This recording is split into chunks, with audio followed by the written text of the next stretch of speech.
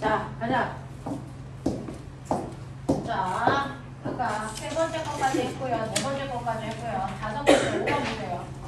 그림과는 진동하는 줄에 어느 한 순간의 모습을 그림으로 나타낸 것입니다. 그림 나는 줄의 한 점, 필의 변이를 시간에 따라 나타낸 것입니다.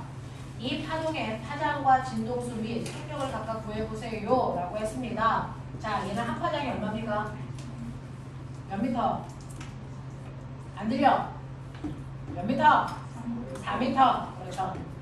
자, 그 다음에 진동수는 얼마입니까? 라고 했죠. 자, 옆에 있는 거 보세요.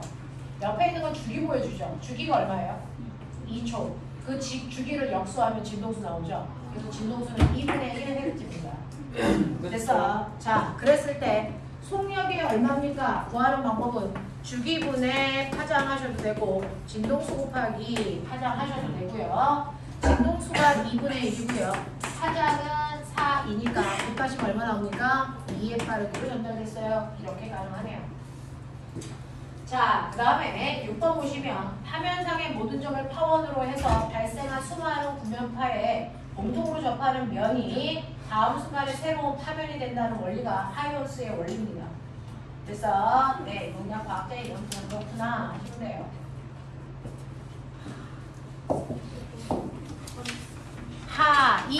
하이온스의 원리라고 합니다. 자, 그 다음 거 볼게요. 자, 그 다음 거 보시면 자, 그림은 두 점 S1, S2에서 같은 진폭과 위상을 발생시킨 T가 0일 때의 물결파의 모습을 자, 평면상에서 모식적으로 나타낸 것입니다. 실선과 점선은 각각 물결파의 마루와 고를 나타낸 것이고요. 점 A, B, C는 S1, S2로부터 거리가 각각 같은 평면상에 고정된 지점을 나타낸 것입니다. 자, 물결파의 주기를 마지T라고 합니다. 여기에 대한 설명으로 맞고 틀림을 표현하세요 라고 했습니다. 그 중에서요, T가 0일 때, 자, 0초인 순간에 물결파의 높이는 A에서가 B에서보다 높니? 라고 했는데요. 물결이 만날 때요, 도감 간섭을 합니다. 물결은요, 마루가 만나면 더 큰 마루가 되죠. 그래서 골과 골이 만나면 되죠. 더 큰 골이 되죠. 됐니? 자, 근데 마루와 골이 만나거나 골과 마루가 만나는 상세 간섭을 하면 그래서 자, 물은 진동하지 않습니다. 그래서 수면이 일정하죠. 되겠습니까? 네, 이렇게 돼요. 그래서 여러분들이 보시면 A는요, 뭐하고 뭐가 만났어요? 마루와 마루가 만난 겁니다. B는 골과 골이 만난 거고요. 되겠냐? 이렇게 되는 거죠. 자, 이렇게 되어 있으니까 여러분들이 보실 때 A에서가 B에서보다 높이가 훨씬 더 높다 맞는 얘기죠. 자, 해볼게요. T가 0초일 때, 자, 그 다음에 주기의 절반일 때 C에서의 물결파의 높이는 같습니까? 라고 했는데요. 자, C는 어떤 지점입니까? C는 어떤 지점이에요? C는요. 그래서 자, 거기에 보시면 파동에서 마루나 골이 만나지 않는 지점이죠. 맞냐? 네, 그래서 얘는 수면의 변화가 없습니다. 그렇죠. 네. 자, 그 다음에 9번 보시면요. 네, 그래서 8번은 높이는 같다 맞는 얘기고요. 2번 볼게요. C는 상세 간섭이 일어나는 지점이니? 라고 했는데 C 좀 보실래요? 자, C는요, 뭐가 일어나고 있습니까? 상세 간섭이 일어나려면 마루와 골이 만나야 되는데 마루와 골이 만나는 지점은요, 거기에 보시면 C는 여기에요. 마루와 골이 만나는 지점은 여기고요. 됐죠? 이렇게 되어 있어요. 그래서 상세 간섭이 일어나는 지점은 여기에요. 그래서 상세 간섭이랑 상관없는 지점입니다. 그래서 X예요. 10번 볼게요. 그림과 같이 7.5MHz의 전파를 발생시켜 두 개의 똑같은 안테나가 있습니다. 안테나 사이의 거리가 110m일 때 안테나 사이에서 보강 간섭을 일으키는 거리 X를 모두 구해보세요 라고 했습니다. 두 안테나에서 발생하는 파의 위상은 동일하고 빛의 속력은 3 곱하기 10의 8승입니다. 라고 합니다. 자, 그러면 메가헤르츠가 몇 미터일까요? 진동수 얼마일까요? 메가가 진동수 얼마냐?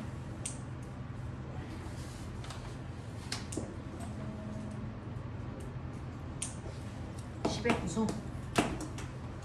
됐어. 네, 10의 구승. 그러니까 여러분들이 알고 있는 7.5는 7.5 곱하기 10의 구승 헤르츠야. 네. 됐어. 이렇게 되거든요. 그러니까 이렇게 되어 있었을 때요. 빛의 속력이 이만큼이래요. 그러면 여러분들 아시죠? 진동수에다가 뭐를 곱하면? 파장을 곱하면 속력이야 라고 했어요. 진동수는 이만큼이고요. 그래서 네, 속력은 얼마냐면 속력은 3 곱하기 10의 8승이란 말이죠. 네. 되겠냐? 그럼 파장의 길이가 얼마 나올까? 파장의 길이가 얼마 나올까? 해봐.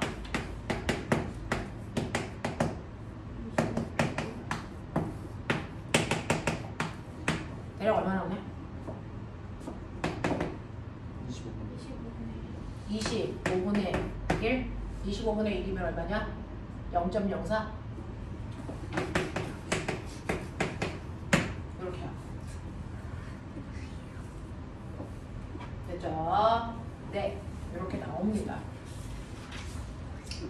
자, 그러면 요 정도가 나오니까요. 요 사이의 거리 차이가 됐어? 네, 요만큼이 되는 거. 한 파장 차이가 나는 지점. 됐어? 두 파장 차이 나는 지점. 세 파장 차이 나는 지점. 이거 찾으시면 되겠죠. 알겠어? 네. 그래서 경로차가 없는 지점에서 먼저 경로차가 0인 지점이라 했으니까 정가운데 어디?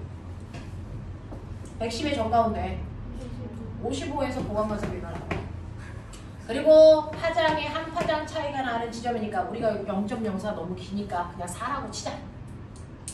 됐어? 그냥 4로 해볼게. 이거 4라고 친다네. 됐어? 네, 정확하게 110m 떨어져 있어요. 110m 떨어져 있는데 정확하게 가운데 지점이 보강관습이 일어나는 지점이야. 55m.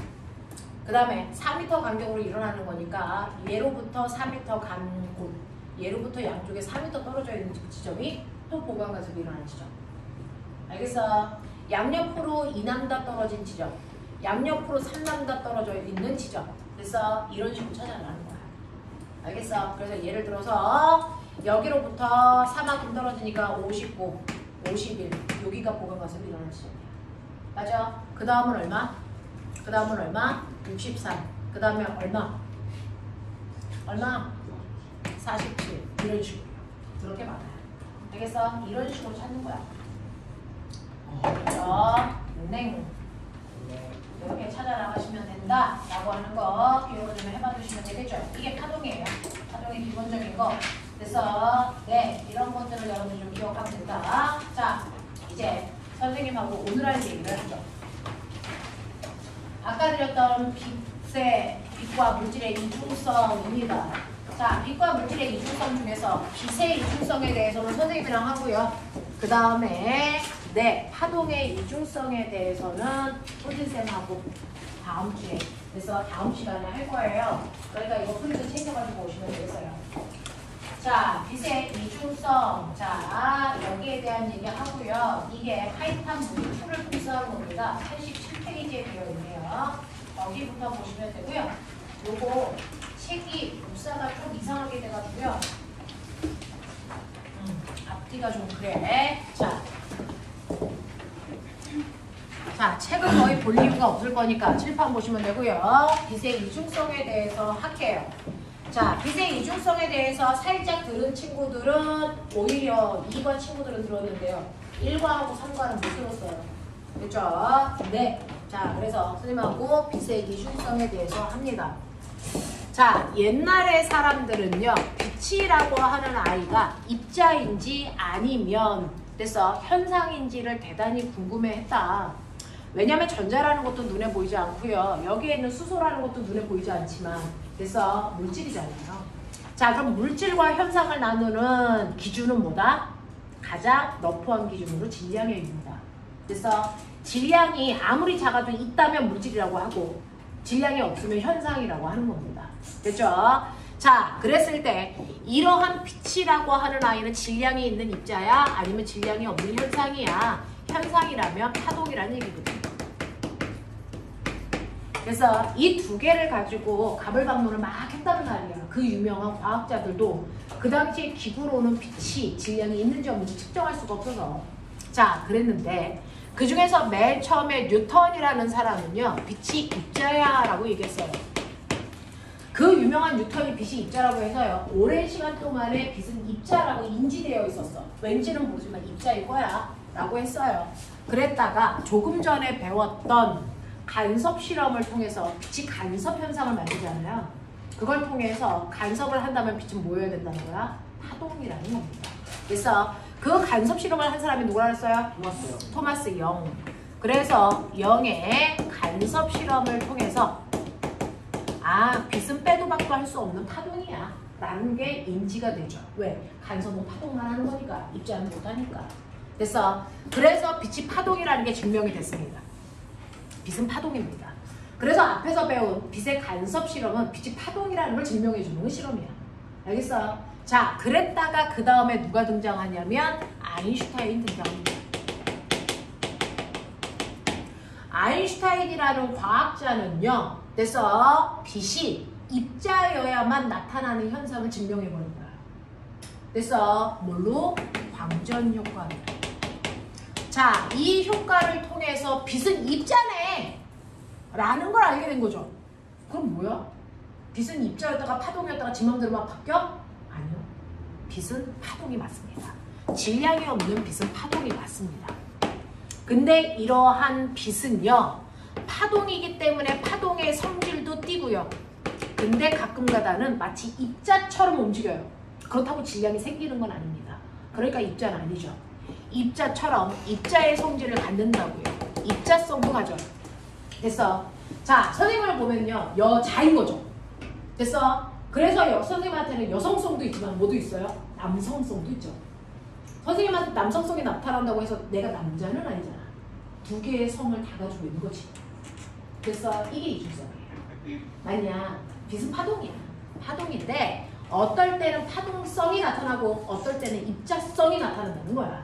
이해돼? 이런 얘기야.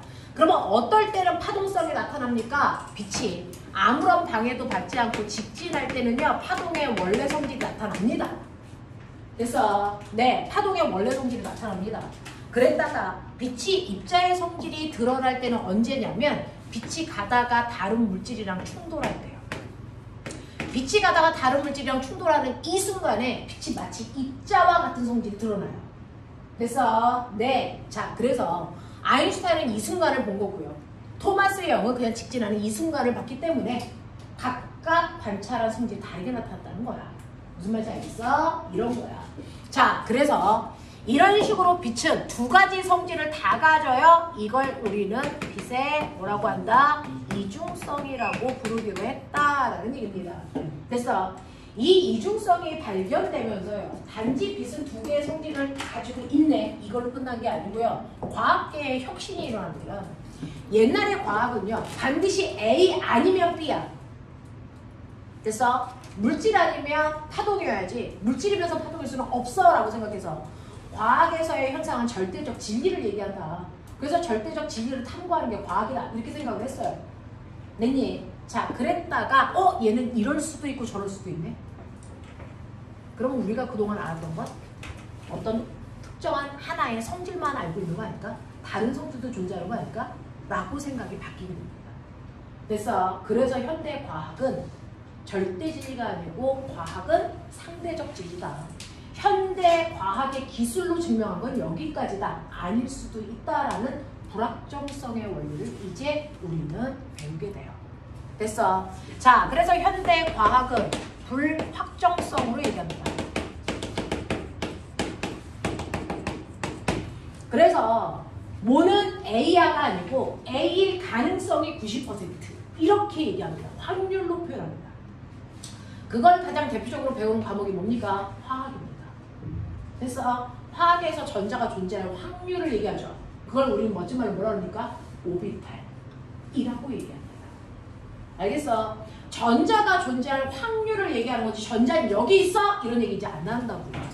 알겠어? 그게 불확정성의 원리의 대표적인 겁니다. 됐죠? 자, 그래서 빛의 이중성을 인정하면서부터 과학적 혁신.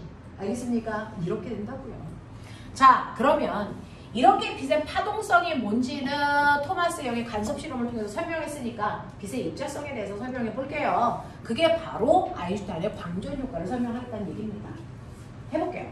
자, 광전 효과라고 하는 거를 설명하기 위해서 여러분들은 빛의 정체를 알아야 됩니다. 아까 얘기한 것처럼 소리는 3가지 요소가 있었다고 얘기한 것처럼 빛은 2가지 요소로 구성되어 있어요. 됐죠? 빛은 2가지 요소로 구성되어 있는데 빛은 색깔과 뭘로 되어 있다? 밝기로 구성되어 있는 파동이다. 그래서 자, 이럴 때 빛이 만약에 파동이라면 파동성을 가지고 있는 그 순간이라면 빛의 색깔은 누가 결정하니? 그 파동의 요소 중에 진동수에 의해서 결정이 된다. 그래서 진동수가 달라지기 때문에 빛이 여러 가지 색깔을 띠게 되는 거다. 그래서 네, 그 중에서 우리가 알고 있는 빨, 초, 파라고 하는 빛의 3원색이요. 됐죠? 이 각각의 색깔들은 자기만의 진동수를 가지고 있어요. 됐죠? 그 중에서 오른쪽으로 갈수록 진동수가 커져요. 그래서 그냥 예를 들어서 빨간색의 진동수가 1이라면 초록색은 10, 파란색은 100 정도의 진동수를 가지고 있는 빛으로 상상하시면 됩니다. 그러면서 자, 빛이 파동일 때요. 이 파동이 가지고 있는 에너지의 크기는 진폭의 제곱의 진동수의 제곱으로 계산할 수 있는 값이야. 알겠어? 그러니까 진동수가 큰 빛이라는 얘기는 에너지를 많이 가지고 있는 빛이라는 얘기죠. 됐죠? 그러니까 빛의 3원색 중에서 파란색 빛이 에너지가 제일 큰 빛이다. 이중. 알겠습니까? 이렇게 기억하면 돼. 이해되니? 이해되겠니? 네. 그래서 빛의 색깔은 진동수고요. 네. 잠깐만. 저요? 네.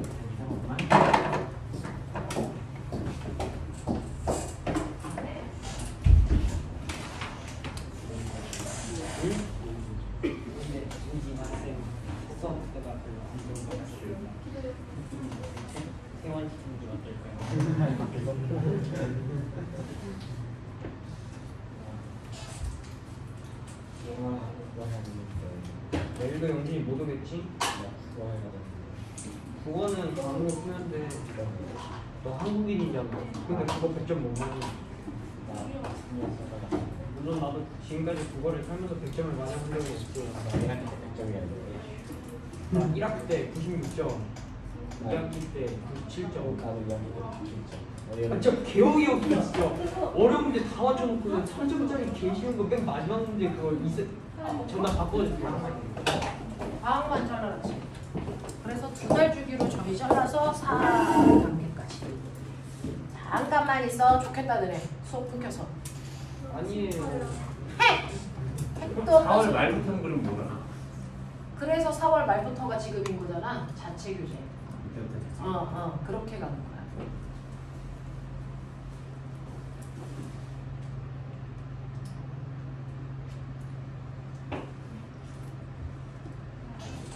네. 우리 채영이는 글씨 진짜 잘 쓰죠. 왜 쓴 게 없어? 어? 쓴게 아무것도 없어? 쓰는 거 대신 먹을 것만 센터장님, 네. 이거 이렇게 되어 있는데 PPT 자료를 드릴까요? 아니면 이렇게 되어 있는 거? 이렇게 잘라놓은 거. 이게 그냥 이게 7월 말을 얘기하는 거. 기술 받을 그렇게 해서 요거 2달. 2달치 교재. 실제로는 2달보다 조금씩 더 가요. 근데 이렇게 해서 그렇게 되면은 이게 근데 우리 6기까지가 이번에 갔거든요. 예시니까. 요걸 하나 놔. 그러면 파일을 아예 보낼게요. 저희 갈게요. 안녕. 뭐라고? 좀만 더 있다 가시오. 말풍선 바뀌었어. 이게 벌써 적응이 잘 됐나 봐요. 뭐래? 이번 제가 대통령인지. 자, 할게요. 영상 녹화. 하고 있어요. 자, 그래서 이렇게 진동수에 의해서 에너지의 크기가 결정되기 때문에 색깔이 달라지는 건 진동수가 달라진다? 같은 말. 색깔이 달라지면 에너지가 다릅니다. 그러니까 빨간색 빛보다는 초록색 빛의 에너지가 더 큰 빛입니다. 됐죠? 초록보다는 파란색의 에너지가 더 큰 빛입니다. 되겠냐? 이렇게 되면서 여러분이 알아두셔야 되는 거예요. 항상 빛이요. 됐어. 매질에 따라 전달되는 속력이 다르다니까. 빛이 어떤 매질을 통과할 때가 제일 속력이 빠르다 그랬어요? 네, 아무것도 없는 진공 속을 통과할 때 빛의 속력이 제일 빨라요. 그 다음에 뭡니까? 기체, 액체, 고체 매질을 통과할수록 다시 말해서 매질 속에 있는 입자가 빽빽해질수록 빛이 전달되는 속도는 느려져. 그래서 입자가 빽빽할수록 빛이 전달되는 속도가 느려지기 때문에요. 우리가 미란 매질이라고 하면 빛이 전달되는 속도가 느린 매질 이런 뜻입니다. 그렇죠? 자, 그런가 하면 그 안에 있는 입자가 느슨느슨하게 있거나 아예 없으면 이라고 하는 거니까 소한 매질이 빛이 전달되는 속력이 빠르다는 의미를 갖는 거예요. 그래서 소한 매질이라는 건 전달되는 속도가 빠르다. 미란 매질이라는 건 전달되는 속력이 느리다 이 뜻입니다. 빛의 입장에서. 맞죠? 자, 그 중에서 진공 속에서의 전달되는 속도가 제일 빨라. 빛이 진공을 통과할 때 빛의 속력만을 멋진 말로 뭐라 그런다? 광속이라고 해요. 공기나 액체나 고체를 통과할 때 빛의 속력은 광속이라고 안 합니다. 그러니까 이미 지구로 빛이 들어오면 얘는 광속을 잃었어. 광속보다 훨씬 느려. 됐습니까? 그 광속일 때만을 우리는 C라고 쓴다 그랬어요. 일반적인 다른 속력은 V라고 쓰는데요. 빛이 광속의 상태일 때만을 C라고 쓰고요. 이때 광속도 속력이니까 F 남다로 구하겠죠. 됐어. 근데 신기한 게 뭐냐면 빨간색빛 진동수 1, 초록색빛 진동수 10, 파란색빛 진동수 100인데 얘가 지구에까지 도달할 때요. 진공이는 우주를 통과해서 와요. 자, 누가 먼저 와요? 누가 속력이 더 빨라요? 이겁니다. 속력이 다 똑같습니다. 왜요?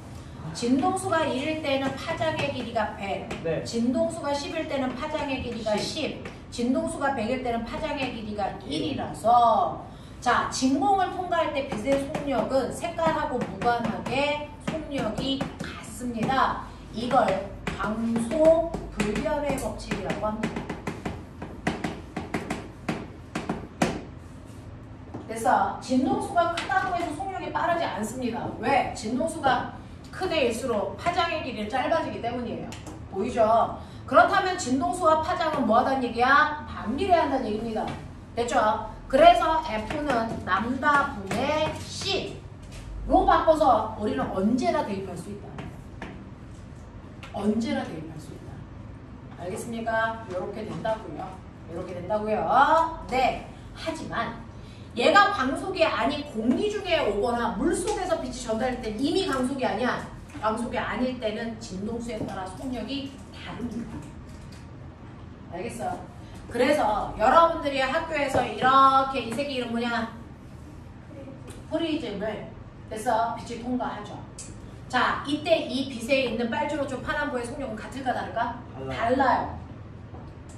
그래서 빨간색의 속력은 빨간색의 속력은 얼마라고 할까요? 빨간색은 진동수가 작아서 속력이 10, 초록색은 11, 파란색은 속력이 커서 12 뭐 이렇게 된다고 치자.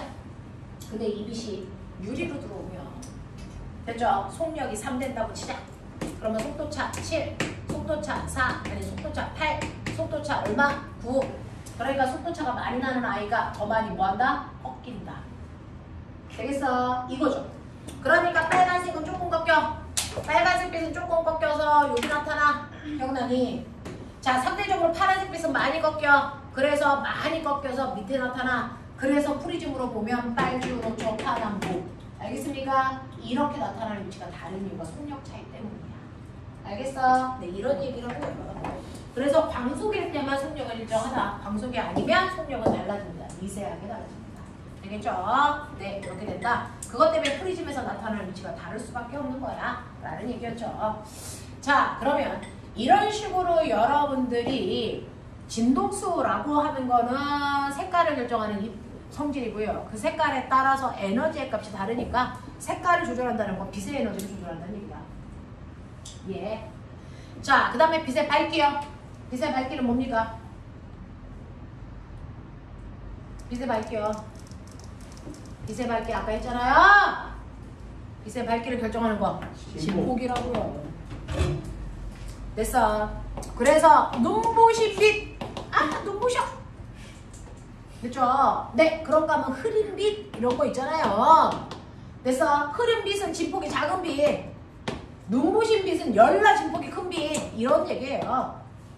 알겠어? 네. 그래서 이 밝기와 색깔 이 두 가지가 빛이 가지고 있는 에너지를 결정해요. 그래서 에너지의 크기에 의해 결정돼요. 라는 겁니다.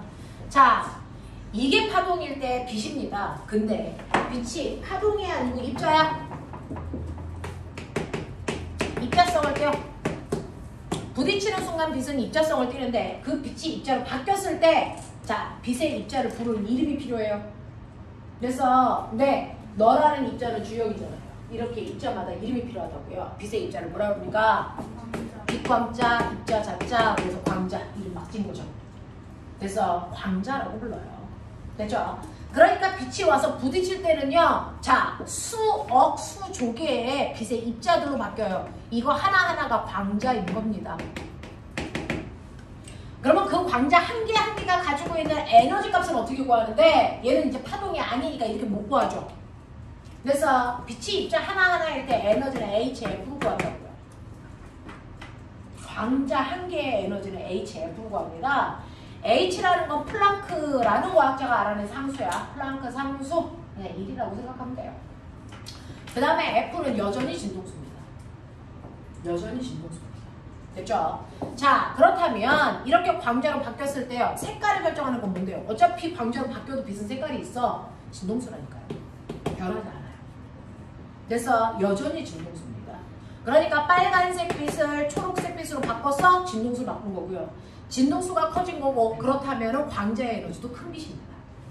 됐죠? 네, 파란색 이렇게 된다고요. 됐죠? 네. 그래서 얘 진동수 1, 10, 100 이런 느낌. 그래서 여전히 진동수야. 자, 그러면 이 밝기도요. 여전히 진폭이야? 아니요. 이건 뭡니까? 광자수예요.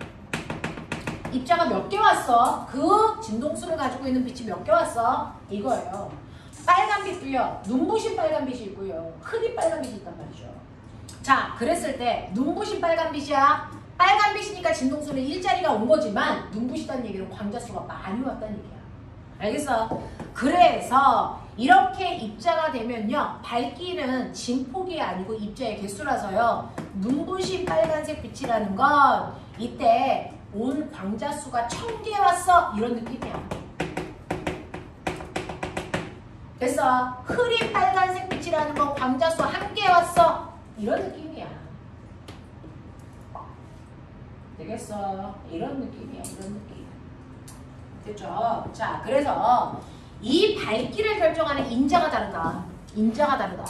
그래서 이 인자를 가지고 증명한 게 광전 효과고요. 그 광전 효과는요. 진폭으로 밝기를 결정하면 안 돼요. 그래서 광자수로 결정했어야만 여기서 나타나는 현상을 설명할 수 있다는 겁니다. 그래서 입자라고 설명한 거야.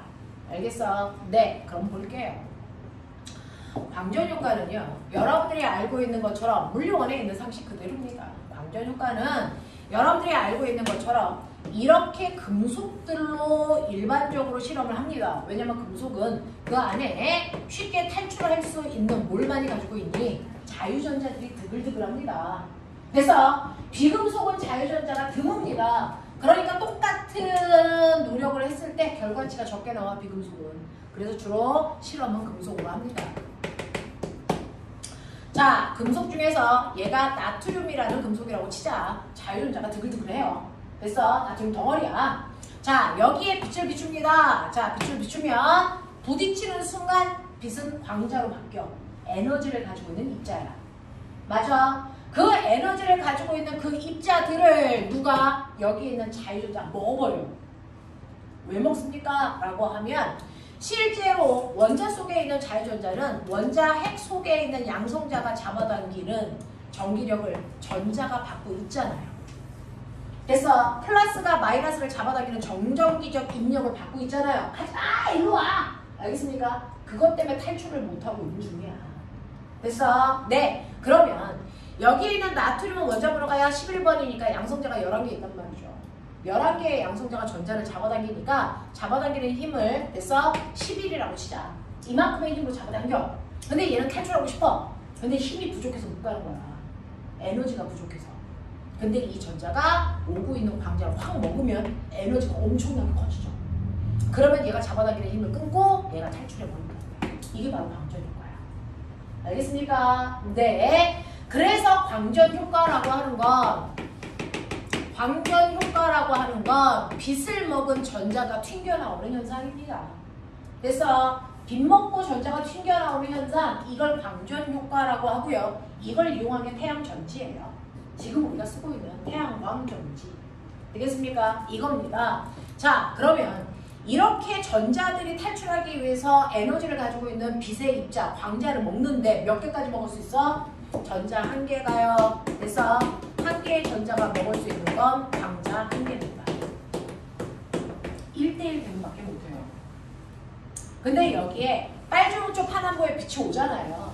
그 빛들이 에너지를 가지고 오는 거야. 됐어? 그랬을 때 만약에 빨간색 빛은요 에너지가 1이야. 이거 먹었어? 얘 탈출해? 못해. 무슨 말인지 알겠어? 네. 초록색 빛은 에너지 10 가지고 왔어. 이거 먹어. 탈출해? 아니, 탈출할 때 11의 에너지가 필요해. 못 탈출해. 광전 효과가 안 일어나. 됐어? 파란색 빛을 먹었어. 파란색 빛은 에너지가 100이야. 탈출해? 탈출한단 말이야. 그때 광전 효과가 일어나. 알겠니? 이런 식이야. 자, 그러면 나트륨은 탈출하기 위해서 11만큼의 에너지가 필요하다면 만약에 이게 나트륨이 아니고 칼슘이야. 칼슘 빨리 기억해. 양성자 몇 개 있냐? 병신들 20개. 그러면 전자를 잡아당기는 힘이 얘가 더 세겠지. 그러면 쉽게 탈출할까? 못할까? 못하겠지? 알겠어? 그러면 여기를 탈출하기 위해서는 더 센 에너지가 필요하겠지. 예를 들어 20. 알겠습니까? 이렇게 된다고요. 그러면 금속마다 전자들이 탈출하기 위해서 필요한 에너지가 같을까 다를까? 다르겠죠? 그 탈출하기 위해서 필요한 최소한의 에너지! 그거를 워크펑션 이람수라고 해.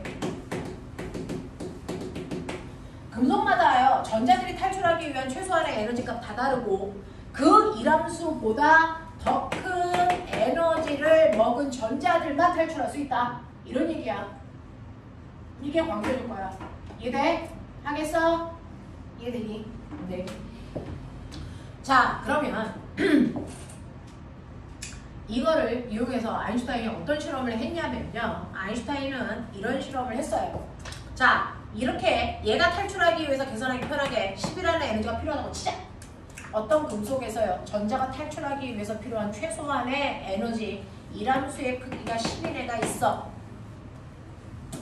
자, 그때 광자가 와. 그 광자 한 개가 가지고 있는 에너지가 얼마냐면 50이라고 쳐. 어떤 일이 일어날까? 라고 하면 광자가 가지고 있는 에너지를요. 온전히 전자가 먹어. 50을. 에너지 보존 법칙. 알지? 됐어? 자, 그 중에서 일부는 자기가 우선 탈출하기 위해서 필요한 에너지로서 그게 뭐야? 이람수. 얼마 써? 10 써? 얼마 남어? 40 남어. 에너지 보존돼야 되니까. 그러면 그 40이라는 에너지는 어떤 형태로 남아있어? 라고 하면 탈출한 후에 전자가 움직이는 운동 에너지가 되는 거야. 그래서 탈출한 후에 전자가 갖게 되는 운동 에너지가 된다. 맞아요. 이렇게 됩니다. 이런 형태가 이루어질 거라는 걸 아인슈타인은 생각한 거고요. 이게 아인슈타인의 광전효과 방정식이에요. 맞아. 자, 그랬을 때요. 여러분들이 알고 있는 것처럼 아인슈타인이 생각한 이러한 광전효과 방정식을 함수, 그래프로 그린다고요. 얘가 물리에서 제일 좋아하는 그래프로 그린단 말이죠.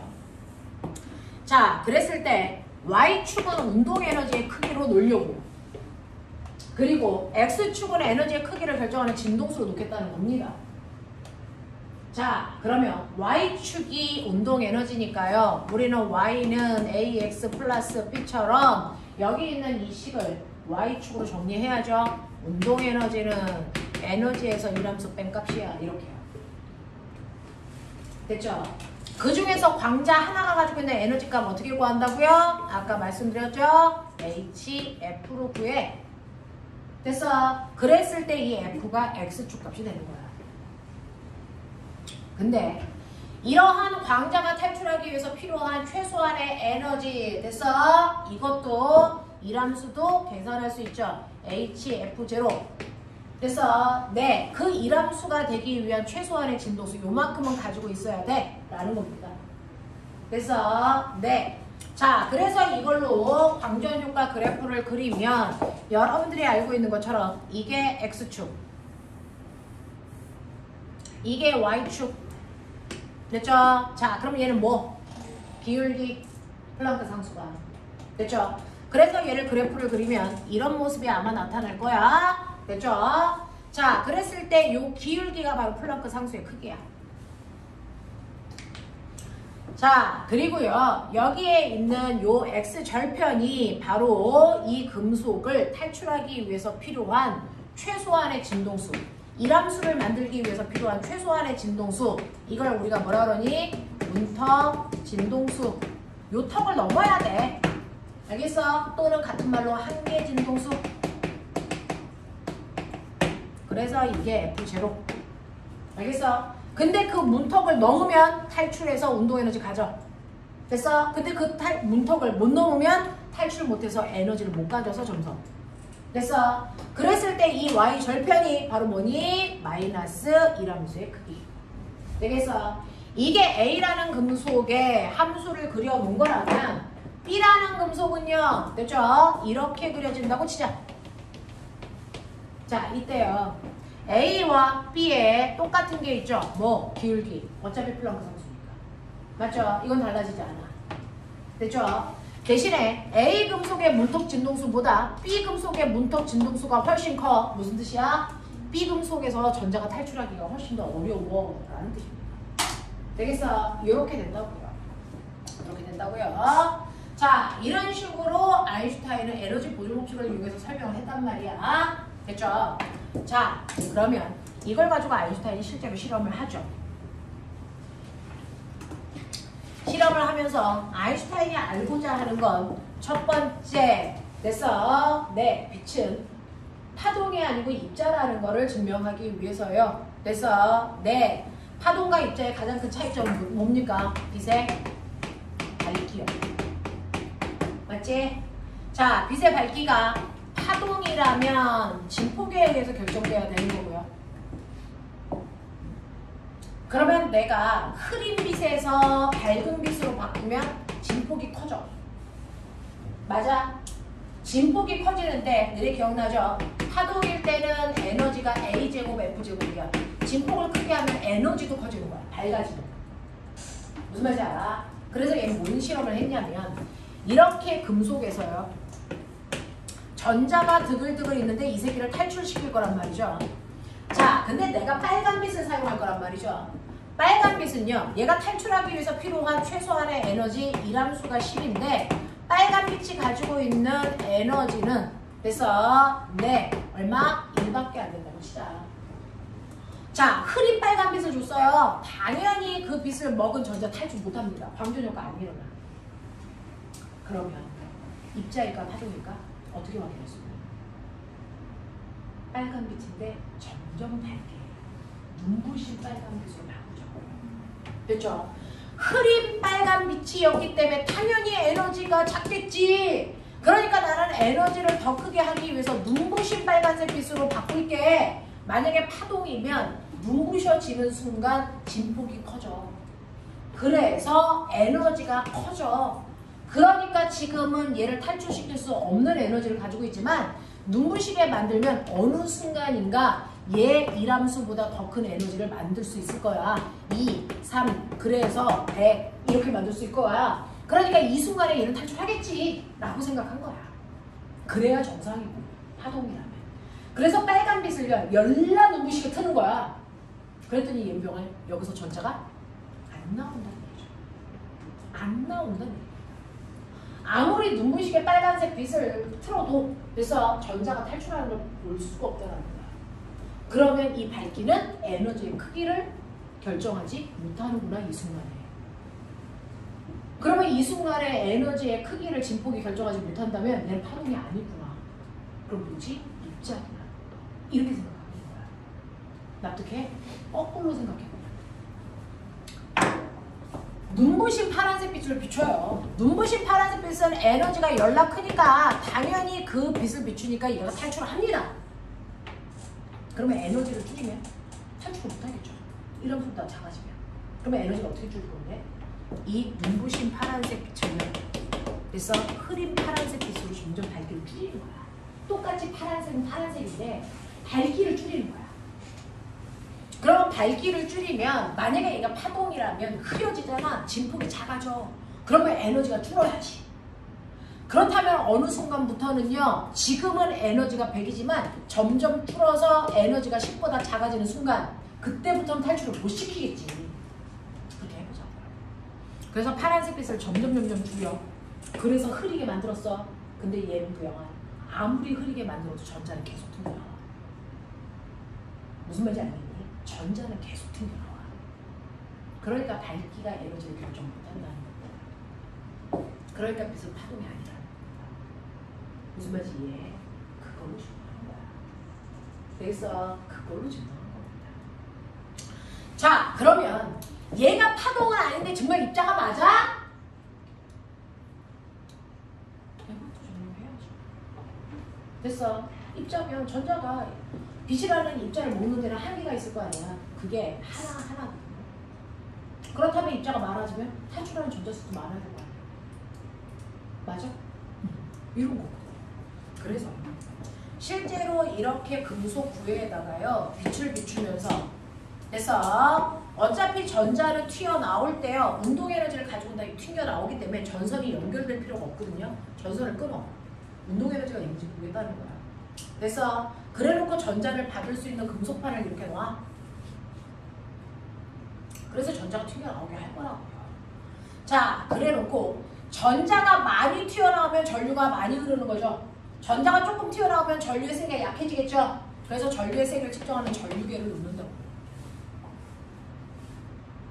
그래놓고 어떻게 이렇게 그래놓고 빛을 비춥니다.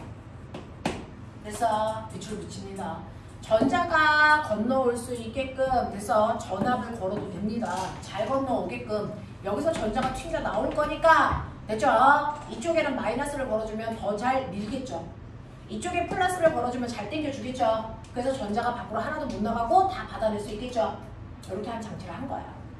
그래서 여러분들이 보시는 것처럼 그래서 흐린 파란색 빛일 때와 어차피 눈부신 파란색 빛일 때 전자는 다 튕겨나와. 뭔 차이인지 본 거야. 그죠? 흐린 파란색 빛을 비추니까요. 전자가 한 개만 튕겨나와 2A 흘렀어. 라고 한다면. 그래서 눈부신 파란색 빛을 비추니까요. 전자가 1000개 튀어나와. 알겠어? 1000A가 흘렀어. 아, 전자수가 많아지네. 밝아지니까. 왜 그러지? 전자들이 먹을 수 있는 빛의 입자들이 많아졌구나. 그럼 밝기는 입자수가. 이렇게 얘기하게 된 거야. 얘네 이렇게 한 거죠. 그래놓고 그 다음 호기심. 아인슈타인 이 아저씨 머리 더럽게 크죠? 알고 싶은 게 많아서 그래요. 그래서 그 다음 호기심은 뭐야? 색깔이 에너지인 건 맞아? 색깔에 따라 에너지의 크기가 달라지는 건 맞아? 이걸 보겠다는 거예요. 됐죠? 왜냐하면 실제로 빨간 빛을 비추니까 튀어나오지는 않아. 그럼 빨간 빛은 에너지가 작겠지. 근데 초록색 빛을 먹고도 튕겨나오고 파란색 빛을 먹고도 전자가 튕겨나왔어.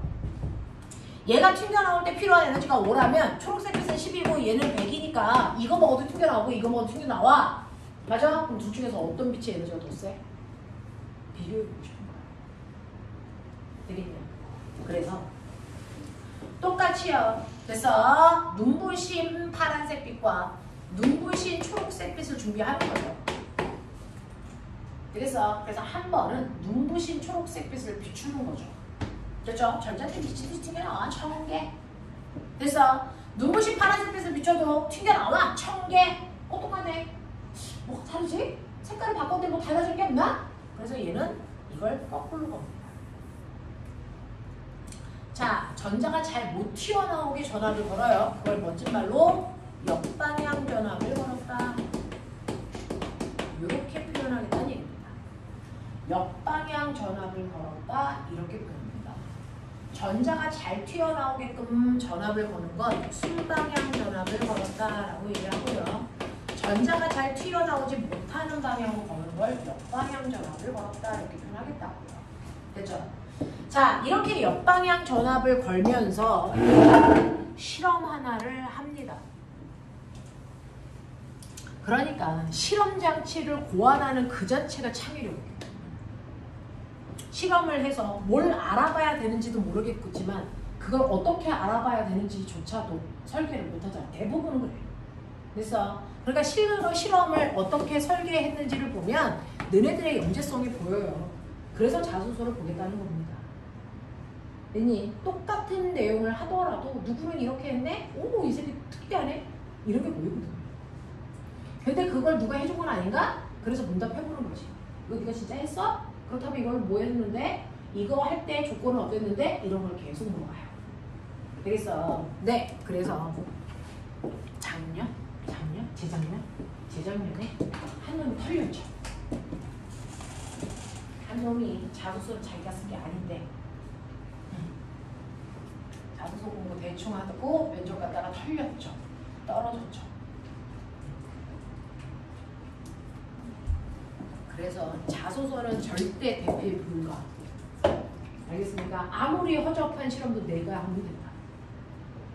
그죠? 내가 해라. 아무리 멋진 실험도 네가 안 하면 티팍 난다. 허를 찌르는 질문을 해요. 그래서 어려운 질문을 하는 게 아니고요. 너무나도 일상적인 질문을 해요. 이 실험할 때 책상에 기울기가 어땠어? 라든가 그때 온도 어땠는데? 몇 시였어? 이런 거 물어봐요. 꾸며내기도 애매합니다. 왜냐면 그거 꾸며내면 그 다음 질문 그것과 관련된 거 계속 물어봐요. 걸려요. 그래서 면접관은 그런 것들만 디테일하게 찾아낼 수 있는 안목을 가지고 있거든요. 다 털려요. 그래서 자소서를 쓸 때는 내가 실험하고 아무리 허접해도. 그리고 여러분들이 자소서를 쓰려고 막 뭘 탐구했는데 그걸 알아냈다? 아니요. 대부분이. 여기까지는 됐는데 그 다음에는 모르겠어요. 그걸 그대로 그냥 써가지고 가면 돼. 그 나머지는 과거에 와서 제가 해결하고 싶어요. 이렇게 갑니다. 해결 다 못해요. 과학자들도 힘든 걸 네가 몇 달 고민해서 그걸 해결한다면 노벨상이야. 불가능하다고요. 그래서 아는 부분만 안다고 모르는 부분은 모른다고 하고 가도 합격하다. 그래서 진실하게만 하면 돼요. 자, 여기에서요. 됐죠? 초록색과 파란색 중에서 누가 더 에너지가 세? 안 보이잖아요. 이거를 우리 아인슈타인은 역방향 전압을 겁니다. X축이 전압이에요. 머리 열나줘요. Y축이 전류입니다. 그래서 역방향 전압을 겁니다. 플러스 1V, 플러스 2V, 플러스 3V, 마이너스 1V, 마이너스 2V, 마이너스 3V. 자, 플러스 볼트는 순방향 전압이라는 뜻입니다. 그래서 마이너스 볼트는 역방향 전압을 걸었다는 뜻입니다. 납득합니까? 이걸 표현하는 겁니다.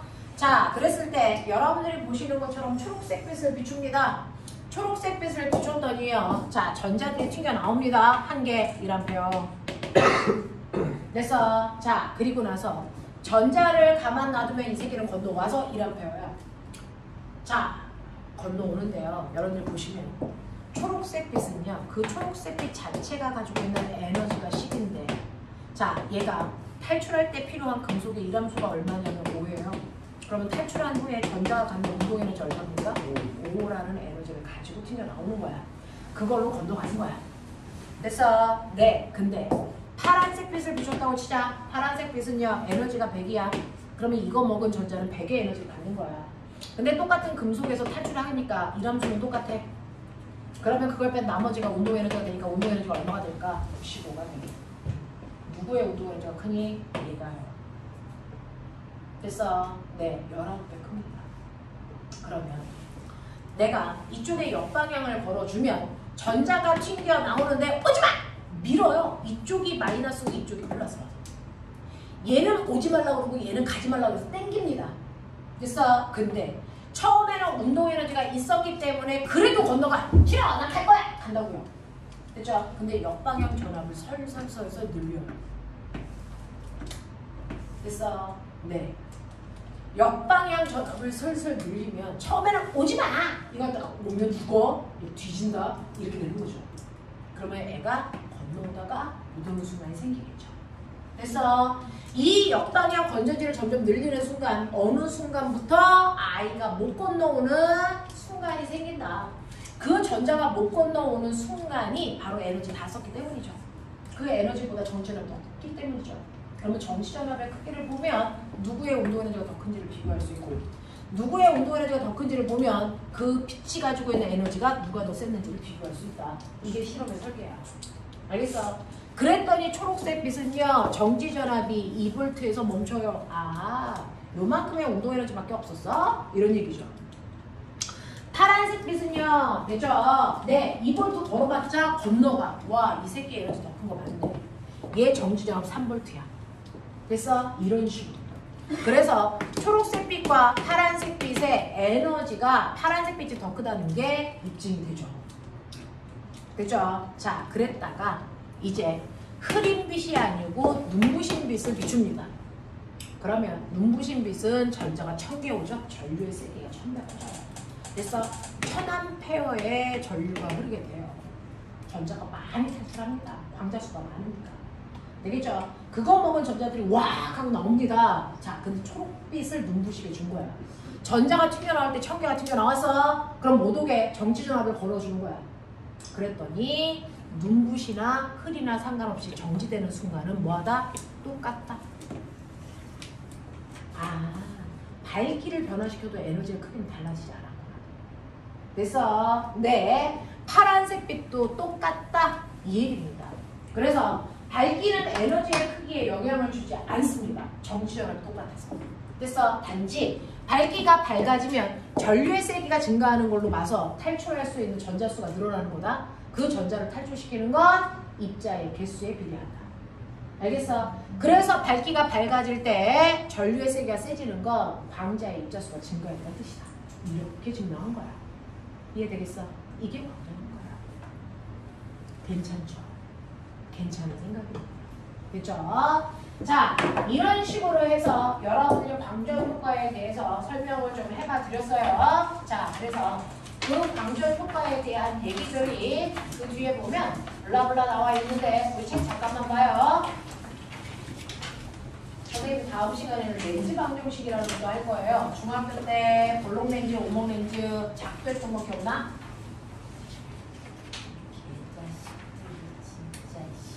볼록 렌즈는 빛을 뭐한다? 모은다. 오목 렌즈는 빛을 뭐한다? 퍼뜨린다. 그래서 볼록 렌즈의 초점거리보다 물체가 앞에 있으면 상이 어떻게 맺힐까? 뒤에 있으면 어떻게 맺힐까? 그런 것들. 알겠어? 네, 그걸 작도도 해보지만 수식으로 그래서 이 아이가 어떤지 계산도 할 수 있다. 라는 얘기도 할 거예요. 86페이지 보시면 이세 입자성이라고 하는 강조표가 나와 있습니다. 그래서 선생님이 지금 실험을 해봐드렸던 저 그래프가 87페이지에 있는 그래프예요. 찾으셨어요? 그래프가 조금 맞다리 갔다리 앞부분이 좀 그래. 잘 찾아봐. 87페이지가 있지 않을까? 어딘가에 있어? 찾았어? 네, 그거 어딘가에 있어요. 찾아서 보시면 그 그래프가 얘입니다. 87페이지 위에가. 여기다가. 자, 그 다음에 넘어오시면 그 88페이지, 89페이지 그래프 보이세요? 빛의 세기가 세진다는 건 광자수가 증가하는 거야. 그래서 전류의 세기가 세져. 빛의 색깔이 달라지는 건 그래서 에너지의 크기가 바뀌는 거야. 그래서 전기전압이 바뀌어. 라고 하는 88, 89 찾았나요? 은행 졸지 말라고 페이지를 막 섞어버렸어요. 잘 찾아가십시오. 네. 그 다음 89페이지 보세요. 89페이지는 플랑크 상수가 일정하기 때문에 금속 A, 금속 B에 기울기 값이 일정해. 라는 그래프도 주어까지 그려져 있어. 맞아. 이런 얘기들이야. 자, 그 다음에 내려가 보시면 91페이지. 재밌죠? 네. 네, 91페이지 보시면 91페이지에 가운데 줄에 광전효과 방정식이 써져 있어요. 함수식이 2K는 그래서 운동에너지고 2분의 1 LV 제곱인데 이거는 여러분들이 알고 있는 것처럼 광자가 가지고 있는 에너지에서 이러면서 뺀값이야 라고 써져 있네. 그 다음에 그 밑에 그림은 뭐냐면요. 광자를 먹어. 전자가. 자, 그러면 그걸 가지고 언덕을 넘을 수 있는 힘인데 그 언덕이 바로 이함수야 라는 거를 그려놓은 거예요. 그래서 넘어가자. 자, 그 다음에 컴퓨터 효과라는 게 있습니다. 무슨 입자야? 자, 입자는요. 꼬맹아, 당구,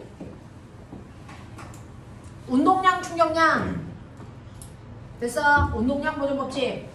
자, 여기에 정지되어 있는 2kg짜리 아이가 있어. A. 근데 여기서 됐니? 네. 2kg짜리 아이가 얼마의 속력으로 2kg 말고 4kg짜리 아이가 얼마의 속력으로 오는 줄 알아? 얘가 10의 빠르기로 와. 두 개가 부딪혀. 어떻게 될까? 어떻게 될까? 운동량 보존돼야 되겠죠. 그래서 운동량 보존 법칙. A의 운동량과 B의 운동량을 합한 값은 충돌 전과 충돌 후가 어때야 된다? 같아야 된다. 이거죠. 자, A의 운동량 얼마입니까? 0입니다. 정지되어 있으니까. B의 운동량은 오른쪽으로 얼마였어? 40. 그래서 충돌하기 전에 둘의 운동량을 합하면 오른쪽 방향은 40의 운동량을 가지고 있는데 충돌이 끝나도 얘는 운동량이 40이어야 되는데 충돌을 탁 하고 나니까 됐어. A가 10의 빠르기로 가. B는 어떻게 될까? 5의 빠르기로 나오죠. 얘는 곱하면 얼마가 됩니까? 20이 되죠. 그럼 얘는 20 가져야 되니까 얘 속력 얼마로 줍니까? 5로 줄어요. 이게 광자고 이게 전자입니다. 이 새끼가 광자고 이 새끼가 전자입니다. 광자가 전자랑 부딪히는 순간 그래서 자기의 운동에너지의 일부를 주면서 광자의 운동에너지를 뭐한다? 감소한다. 그래서 그걸 실험한 게 컴퓨터 효과예요. 알겠어? 그 얘기를 한 겁니다. 그래서 빛이 물질이랑 부딪힐 때 빛이 가지고 있는 에너지를 점점 감소해. 그걸 우리는 전자가 비대에너지를 먹었어 라고 표현해 드린 겁니다. 알겠어? 그래서 이렇게 전자가 먹은 에너지는요 사실은 빛이 가지고 있는 에너지 중에 일부를 먹어요. 됐죠? 자, 먹은 만큼 빛의 속력은 뭐 해야 된다? 감소합니다. 알겠습니까? 네, 이런 얘기를 하고 있습니다. 이게 컴퓨터 효과입니다. 자, 그러면 우리가 지금 배운 게 얼마만큼 효과가 있는지 보여드릴까요? 98, 99. 됐어. 문제 할게요. 자, 3분 준다. 3분이면 너네 알죠? 빅뱅에서 뭐가 만들어질 시간이야? 원자 핵이 완성될 시간이야. 알겠냐? 뭐? 맞는데 3분에 원자 핵을 만들어서 에너지가 변해서 쿼크가 되고 쿼크가 양성자와 중성자가 되고 양성자와 중성자가 모여서 뭐 됐어? 원자 핵 됐어. 그런데 걸린 시간이 무려 3분이나 걸렸어. 지구가 수송될 때까지만 풀어보자. 자, 시간을 가지고 사랑해. 닥쳐.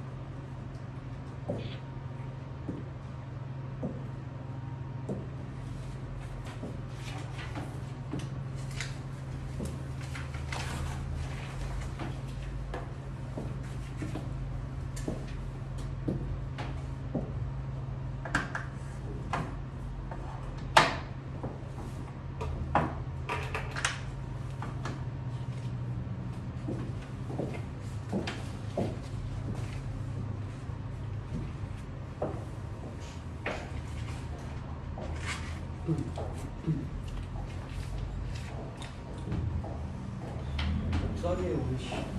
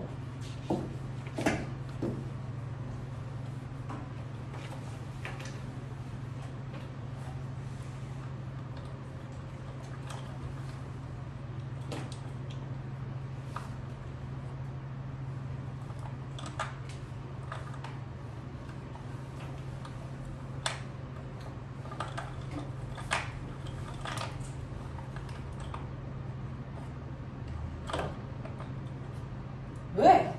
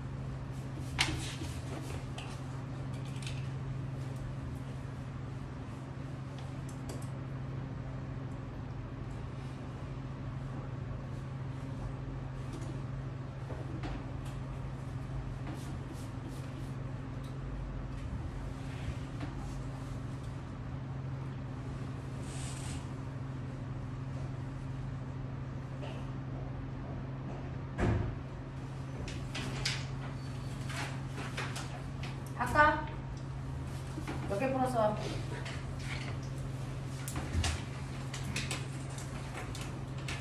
문제 못 풀었어요. 왜 못 풀어? 모르겠어요. 그럴 수 있지. 쳐맞으면 되겠지. 자, 보자.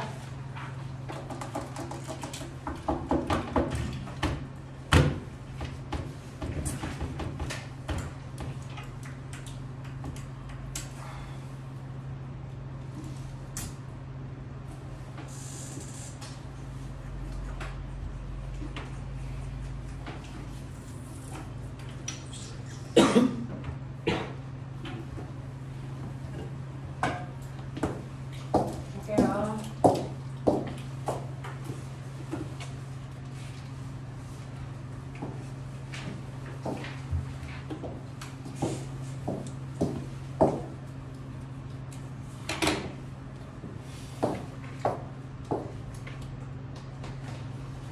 자, 방정효과 실험 결과에서 빛의 파동성을 설명이 가능한 현상만으로 나타낸 걸 찾아라 라고 합니다.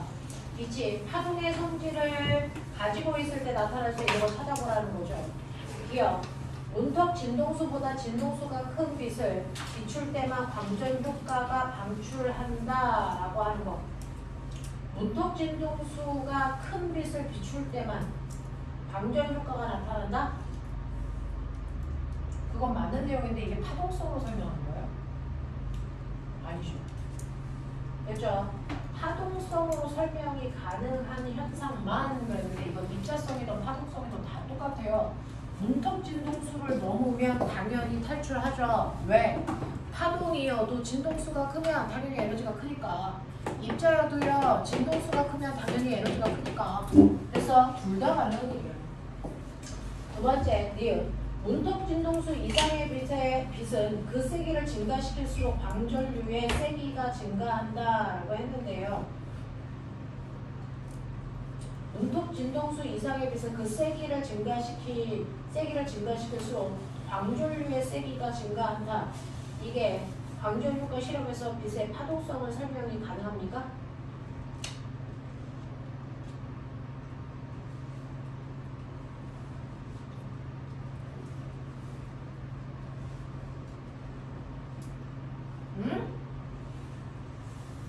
문턱 진동수 이상의 빛은 그 세기를 증가시킬수록 광전류의 세기가 증가한다. 됩니까? 안 됩니까? 됩니다. 응? 오케이.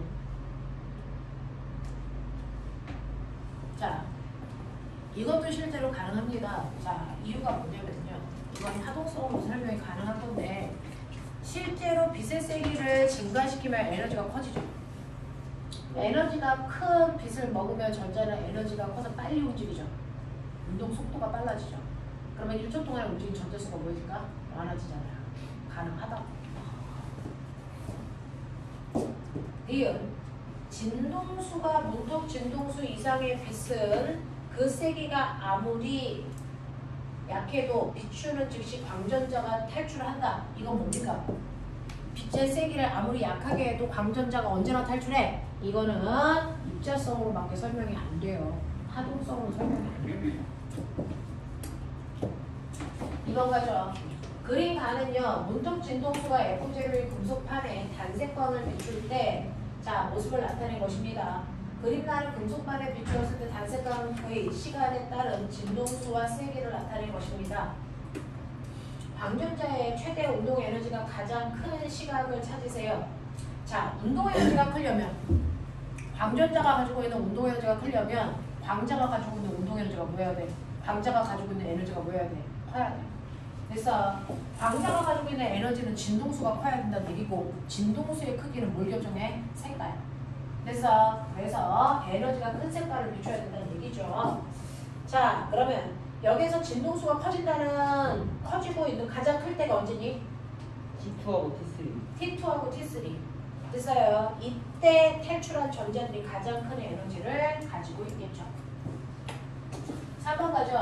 그림은 광전관의 금속판의 진동수가 F인 단색광을 비추고 양극 전압을 변화시키면서 광전류의 세기를 측정한 결과를 나타낸 것입니다. 다 플랑크 상수는 H, 전자의 전하량은 2라고 하자.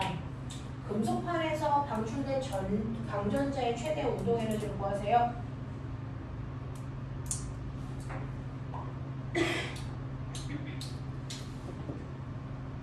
자, 보면 정시전압이 얼마야? 정시전압이 얼마야? V 제로 됐죠? 네, 이면서 여러분들이 아직 물투를 한 사람이 영인이밖에 없어서 여러분들 우리가 배운 이거 볼트가 뭐니? 한국말 뭐니? 전압이죠. 이 전압이라는 단어는 중학교 때밖에 안 써요. 고등학교 때는 전압을 뭐라 그러니까? 기전이야. 이라고 부르는 건 물어내서 그렇죠. 그래서 물투에서는 이걸 뭐라고 부를까요? 이거 뭡니까? 전위. 전기 그래서 위치 에너지입니다. 그래서 볼트는 에너지입니다. 그래서 1쿨롱의 전하가 갖는 에너지를 우리는 볼트라고 쓴 거예요. 그래서 전자가 갖는 위치 에너지, 전자가 갖는 위치 에너지, 그래서 전위. 그래서 전압은 에너지입니다. 그러니까 이 전자가요 건너오지 못하는 데서 정지 전압의 크기가 그 전자가 가지고 있었던 뭡니까? 운동 에너지의 크기야. 그래서 운동 에너지가 10이기 때문에 10만큼의 정지 전압을 걸어주면 얘 못 튀어나와. 무슨 말인지 알겠어요? 네, 이겁니다. 그래서 정지 전압의 크기가 이 전자 하나가 가지고 있는 1쿨롱의 전하가 갖는 운동 에너지. 근데 전자는 1쿨롱이 아니잖아. 그래서 네, 그러면 실제 에너지는 여기다가 그 전자의 전하량으로 곱하면 돼요. 그래서 네, 실제로 이 V0가 전자 하나가 가지고 있는 실제 에너지를 얘기합니다. 이 V0. 예를 들어서요. 자, 여러분들이 알고 있는 3V 무슨 뜻인 줄 아세요? 3V 이거 실제 의미가요. 1쿨롱의 전하는 3줄의 에너지를 가질 수 있어. 이 뜻이에요. 그래서 근데 만약에 1쿨롱이 아니고 2쿨롱이면 몇 배? 1쿨롱의 전하는 3줄의 운동 에너지 가지고 있어. 그럼 2쿨롱은 얼마? 6줄. 됐어? 3쿨롱은 2줄. 10쿨롱은 30줄. 2쿨롱은 3이. 아, 2쿨롱은 얼마? 3이. 됐어? 네. 그 3이 뭐야? 볼트. 그래서 V2가 됐어? 실제 에너지라는 뜻입니다. 알겠습니까? 네. 그래서 전자가 가지고 있는 실제 에너지는 이 V0야 라고 하시면 되고요. 금속판의 이람수는 얼마이겠습니까? 라고 하는 거죠. 금속판의 이람수는요. 거기 잘 보시면 원래 광자가 가지고 온 진동수가 얼마랬어요? 광자의 진동수 F. 그러니까 거기다가 플랑크 상수로 곱하면 광자가 가지고 있는 진짜 에너지 이거였죠. 됐어? 네. 광자가 가지고 있는 실제 에너지는 F0입니다. 거기에서 이람수는요. 기억나요? 그래서 네. 전자가 가지고 있는 실제 에너지에서 운동 에너지를 빼면 뭐 나오겠니? 이람수 나오겠지? 네. 이해돼? 그 중에서 운동 에너지가 얼마나 그랬어? 2V0. 요거 빼면은 이람수가 되겠죠. 방출류의 세기가 최대일 때 1초 동안 음극에서 방출된 광전자의 수는 얼마입니까? 라고 합니다. 자, 이런 것들이 이제 문득스러워요. 자, 전류요. 전류. 우리 1A. 뜻이 뭐야? 도선에서 전류가 흘러. 근데 1A야. 이 1A의 실제 의미가 뭘까? 전류가 흐른다는 건 도선 속에 뭐가 움직인다는 거야? 전자.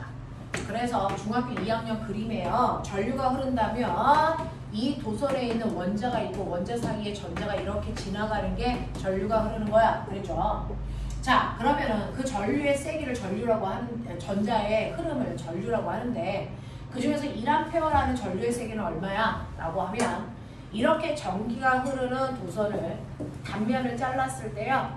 1초라는 시간 동안에 전자가 무려 625, 18개가 지나가면 됐어? 이게 바로 1A의 전류가 흐른다는 얘기야. 됐어? 근데 전자 625, 18개 맨날 얘기하기 귀찮잖아요. 그래서 625 18개를 우리는 1쿨롱계 이렇게 불러요. 그래서 마치 화학에서 6.02 곱하기 10의 18승계를 1 몰이라고 부르는 거죠. 1몰이라고 부르는 것처럼 6.02 곱하기 10의 23승계를 그래서 1몰이라고 불렀던 것처럼 전자는 625 18개를 1쿨롱이라고 불러. 그 1쿨롱계만큼의 전자가 1초라는 시간 동안에 6일을 후두둑 지나가면 1A야. 알겠습니까? 네. 근데 625 18개가 아니고 625 19개가 1초 동안 지나가면 얼마게? 10A. 이렇게 가는 거야. 되겠어? 그래서 여러분들이 얘기하는 1A라는 건 1초라고 하는 시간 동안에 1쿨롱의 전하가 움직이는 전류의 세기를 얘기해. 알겠습니까? 이걸 얘기해. 자, 근데 여기에서 뭘 물어봤어요? 1초라는 시간 동안에 움직인 광전자 수, 전자 수, 쿨롱 물어봤잖아요. 전자 수, 쿨롱. 됐어? 그럼 쿨롱은 어떻게 하면 돼? 전류의 세기에다가 뭐 곱하면 돼? 시간을 곱하면 된다고. 맞아? 여기에서 전류의 세기가 얼마였어? I0. 거기 써있잖아. I0 이렇게. 그리고 1초니까 이런 곱해봤자 의미 없잖아. 그래서 여기서 흐르는 그래서 네.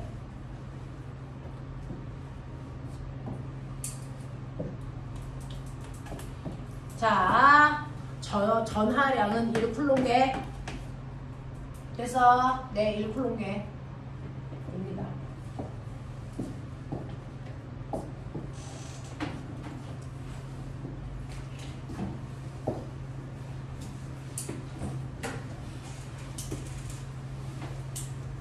갑자기 물투가 어려운 거예요. 자, 4번 봐. 그리고 광전관의 금속판의 진동수가 다른 단색광을 비추었을 때요. 발생한 광전자의 최대 운동 에너지와 빛의 진동수 사이의 관계를 나타낸 것입니다. 자, 금속판에서 일함수를 구하세요 라고 하죠. 일함수는요. 꼬맹아, 우리는 일함수는 다시 어떻게 써요? 그 금속을 탈출하기 위한 최소한의 에너지죠. 그 최소한의 에너지는 어떻게 구해요? HF. 그 중에서 일함수에 해당되는 진동수는 F0. 알겠습니까? 네. 그래서 일함수의 크기는 HF0 이렇게 쓰시면 되고요. 자, 두 번째. 진동수가 3F0인 단색광을 비추면요. 당연히 그래서 얘는 에너지가 3HF0니까 일함수보다 크죠? 그러니까 탈출시켰겠죠? 되겠냐? 자, 이때 최대 운동 에너지는요. 라고 했습니다. 3HF0에서 일함수인 HF0로 뺀 만큼의 운동 에너지가 되겠죠? 2HF0. 알겠어? 이런 얘기야. 자, 그 다음에 광전자의 최대 운동 에너지 EK, 비춰진 단색광에서의 진동수가 F일 때 이 그래프의 식을 나타내세요 라고 했습니다. 최대 운동 에너지는 그래서 에너지 진동수를 F라고 했죠? HF에서 네, 일함수 뺀 거죠. 일함수가 얼마였어요? HF0. 이렇게 하면 되겠죠. 이렇게 쓰라고. 어떻게? 하겠어? 똑같은 광전 효과를 물원에서도 배웠는데 물투에서 계산이 나오니까 좀 헐 됐어? 네. 근데 실제로는 이런 것들이 가능하셔야 됩니다. 됐죠? 오늘 여기까지 하겠습니다. 고생하셨습니다.